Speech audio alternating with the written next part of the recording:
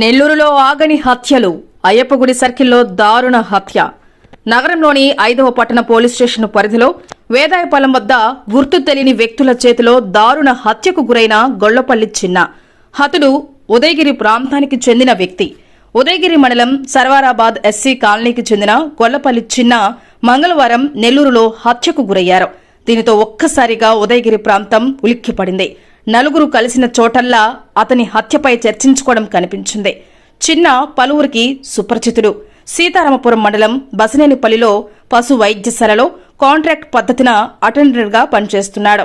నెల్లూరులో ఉంటున్నాడు. కొన్ని నెలల క్రితం ఉదయగిరికి మకాం మార్చాడు. ఆర్థిక లావాదేవీలు, భూ వ్యవహారాలు, ఇతరాత్ర కారణాల వల్ల చిన్న హత్యకు గురై ఉంటాడని ప్రజలు చర్చించుకుంటున్నారు. గత కొద్ది కాలంగా స్థానికంగా ఫైనాన్స్ వ్యాపారం చేస్తున్నట్లు సమాచారం. ఘటనా స్థలానికి చేరుకొని విచారణ చేపట్టిన పోలీసులు మృతుని కుటుంబ సభ్యులు తెలిపిన వివరాల మేరకు స్థానికంగా ఉదయగిరి ప్రాంతంలోని తమ గ్రామంలో కొందరితో భూ సమస్యలు ఉన్నట్లు, వారే కిరాయి మోకల చేత ఈ హత్య చేసి ఉండొచ్చని అనుమానిస్తున్నారు.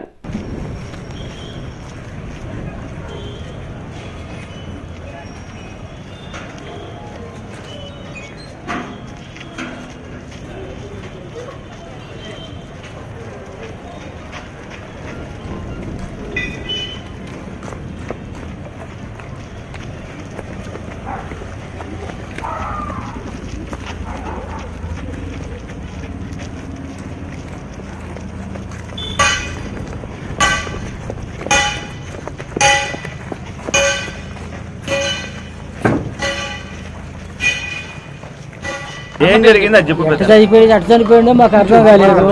ఎవరు చంపిందో మాకు అర్థం కాలేదు. ఎవరు చంపిందో మాకు అర్థం కాలేదు. పైకి పోయి చూస్తామంటే నేను ఉదయం వచ్చిన మాకు కమ్మలకు పార్టీలు ఉన్నాయి.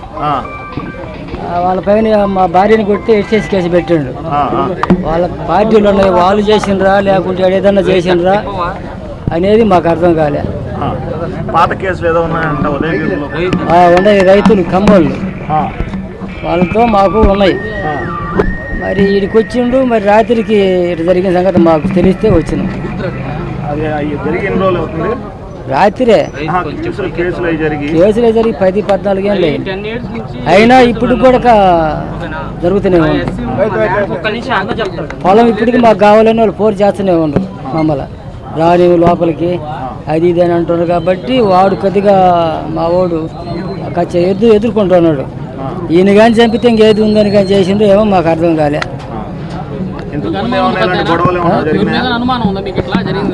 మా ఊరు కమ్మోళ్ళమేనా అది ఒకటే అనుమానం మాకు. మా ఊరు కమ్మోళ్ళమేనా అనుమానం.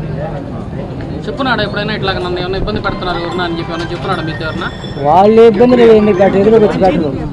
ఏదో డబ్బులు ఇచ్చే చంపించాడు అనుకుంటున్నాడు. ఎవరికన్నా వాళ్ళు కోట్లు ఉండేవాళ్ళు ఎవరికన్నా డబ్బులు ఇచ్చి చంపించి ఉంటారు అనుకుంటున్నాడు. ఇంతకుముందు ఏమైనా బెదిరించడం కానీ ఇతనికి వాడిని ఏం బెదిరియరు. వాడికి ఎదురుగానే బారు. ఏదో పక్క దావనో డబ్బులు ఇచ్చి చంపించి ఉంటారని అనుమానం.